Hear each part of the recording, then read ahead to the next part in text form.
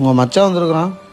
வந்துட்டானா நிம்மதியாக தின்ன மாதிரி தான். ஏன்டா இப்படி சொல்கிற? வருவான், 500 மொய் வச்சுன்னு மயிரை வச்சுன்னு கிளம்பிடுவான்.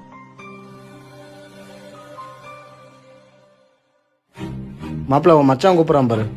வா மாப்பிள்ள போய் சாப்பிடுங்க. சரிங்க.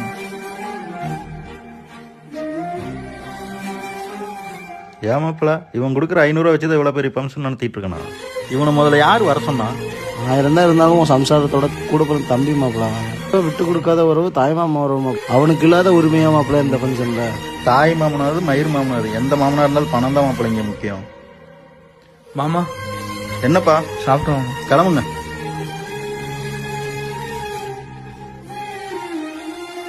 என்னடா மச்சான், உங்க அக்கா வீட்டு ஃபங்க்ஷனுக்கு தான் போனோம், நாய் நடத்துற மாதிரி நடத்துறாங்க.